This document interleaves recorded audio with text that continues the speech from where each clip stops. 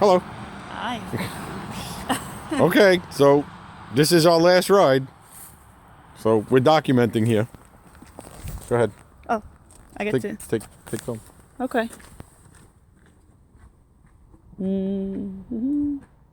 Get in the car. I'm getting in. Hold on. All right. Get in without bumping my head. All right.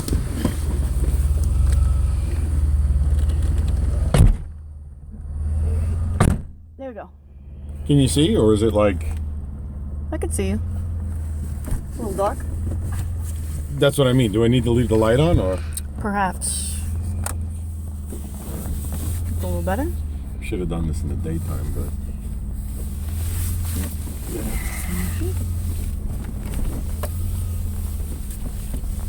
Documenting this for posterity. I want to upload this later because the first video, the first video I have on YouTube was from when we first got this thing back, when we first put it on the road. Do you remember? That was the first one? That's the first video? That's the first video. Uh-huh. So. I was very pregnant. Exactly. Just, save it for posterity. Yep.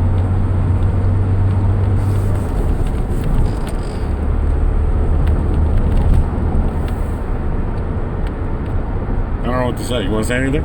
I don't know what to say either. This is kind of depressing, but... It is. Kind of hasn't really sunk in. Sunk in for me. Well, the only thing I will say is that it's been almost an 18-year journey of DeLorean ownership, non-ownership, bouncing in and out of the DeLorean community, and this particular car and I have been through, we're at 70,200 miles right now. I first drove this car, it had 12,000 miles. You've seen a lot of miles. It's seen a lot of miles. Physically and metaphorically. Yeah, I mean, listen, I can say this because the new owner knows about it. This car was wrecked. Brian and I wrecked it on the Verrazano Bridge that day. He was around for your cousin's funeral. Yeah. Didn't one of the gauges stop working that day? The speedometer broke the day I left the funeral. As I was leaving the funeral, the speedometer broke, which is an infamous DeLorean problem, but the speedometer broke as I was leaving the funeral. So it's been quite a journey, and then to have sold this car years ago and then got it back, and I've had that experience of just it randomly sort of coming back was pretty unbelievable. And to have it back as if it was completely untouced. In 9 years of not driving this car, it was literally untouched. It only put 400 miles on it in all that time. Had it back, and my son got to experience it. I mean, when I first sold this car years ago, we weren't even engaged. No. We were thinking about it, but we weren't even engaged. We weren't, and now to have had it, and to have had my kids experience it, and the fun things that we've done in it, and car shows, and some of the favorite things. One of the things I love to do is and I always said it was very much us to take two two-seater cars to everything. Yeah. Yeah. And I enjoyed it very much. There was nothing impractical about that to me. Nope. That just was us. There was nothing truer than us right there. We each had our two-seater car and driving, and I really enjoyed those nights where going first to the car show and then to Port Jeff to get something to eat and have ice cream, and both cars in tow. It was a lot of fun. It's been a fun experience. It's been an educational experience. We've learned a lot about shady car dealers. No. A lot of life experiences, a lot of life lessons were learned in and around this car, and I think that's one of the reasons why for us it's so special. Mm-hmm. But you know, my grandmother told me not that long ago. She says nothing lasts forever, kid. You know, cars, businesses, people, nothing lasts forever, and this is just sort of another.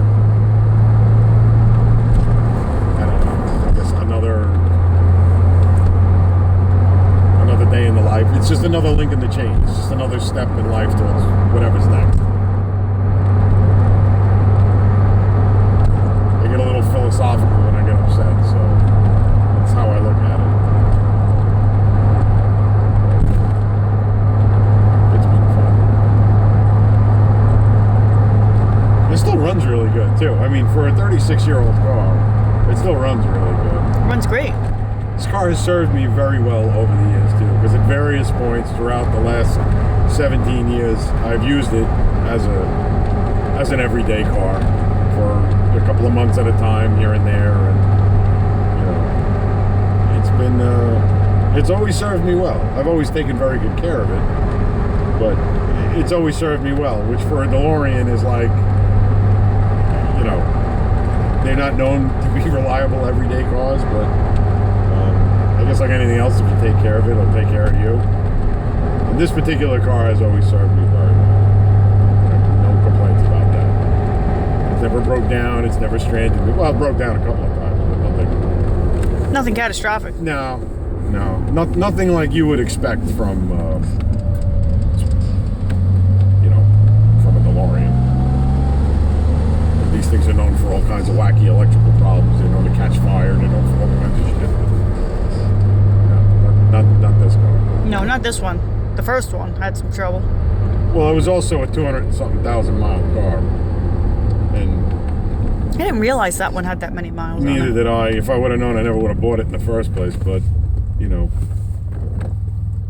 when you're 22 years old, you think more with your heart than you do with your head. And when I had the opportunity to buy the first one, which I never thought I'd ever have the opportunity to buy any of them, kind of jumped at it, and then we realized, underneath it all, while it was this cool looking Back to the Future car, underneath it all, it was just a car. And unfortunately, when it was run into the ground,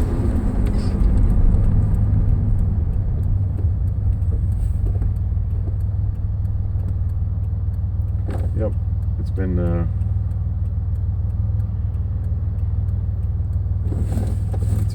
been interesting. Mm-hmm. You're not turning, are you?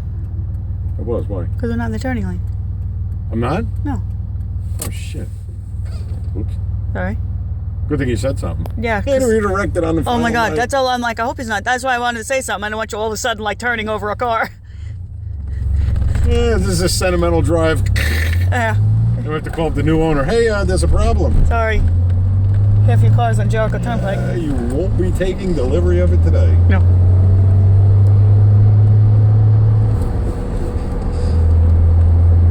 Well, like we said, you know, because of all the bizarre experiences that you and I have had with this car, you never know what the future may hold. Nope. My parents swore to me up, down, left, right, and sideways that if they sell their house, they will take the money and they will go find this car and they'll buy it back for me. So I'm going to hold them to that.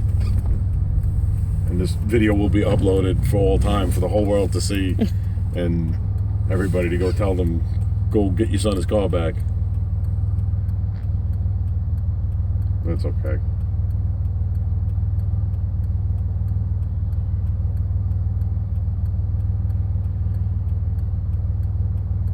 Anything else you want to add? I don't think so. No? I don't know what to say. What are you thinking?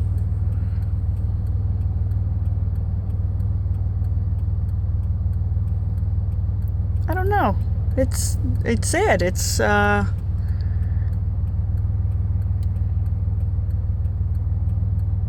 a part of the family. It's been around for, it's, you know,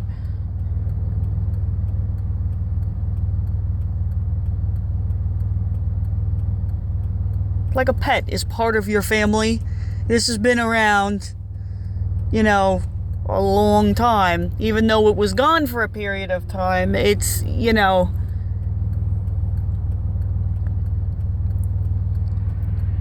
it's not easy to let go of.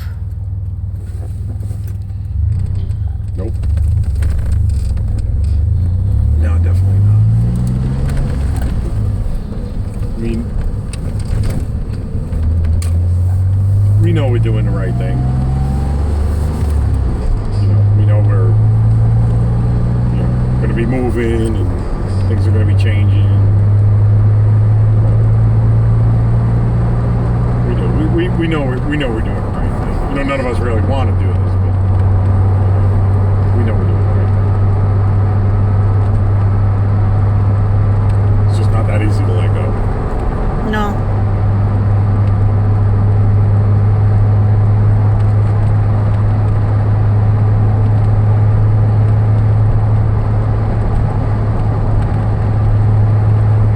Well, like I said, who knows? I mean, maybe, you know, maybe it won't be the end. Maybe we'll see it again. You know. You never know. Yeah, you never know is right.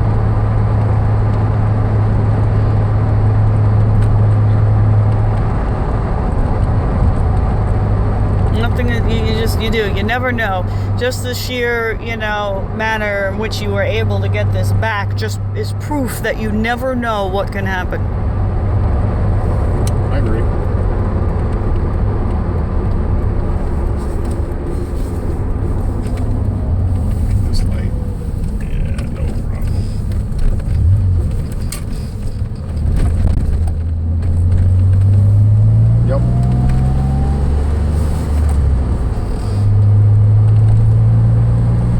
I'm glad that, you know, we got to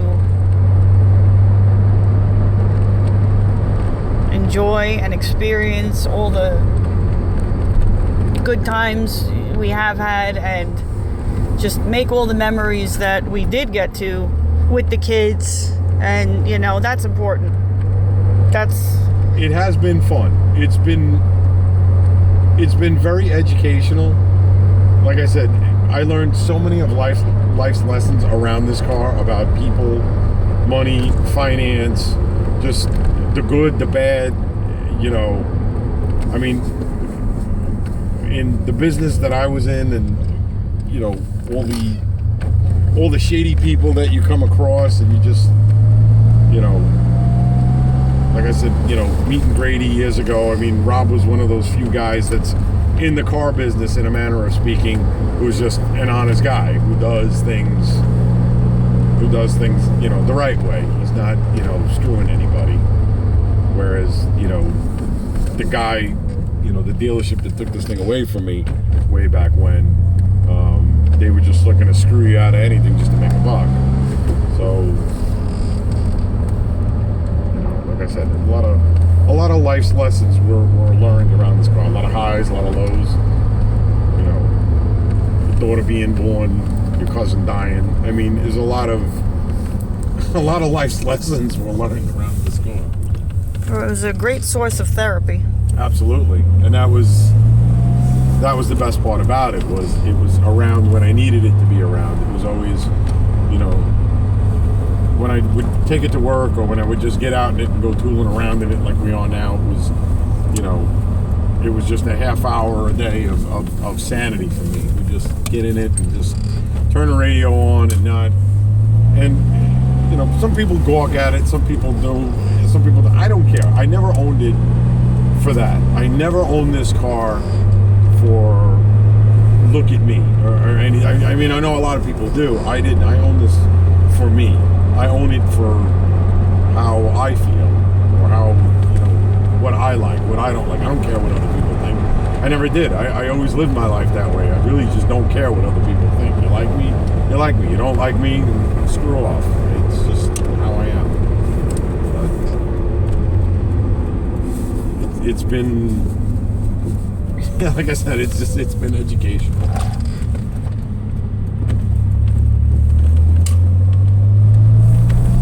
This was a good idea. It was a fun little tool around the neighborhood with it one last time. Just me and you. like we were 17 years ago, Yep. when we would just go tooling around down Yep. by the beach and just chit-chat about life and where life was going. And It's what I enjoyed the most. who would have thought 17 years later we'd be doing this? Yeah. I couldn't see 17 hours into the future back then, let alone 17 days. 17 days, 17 years.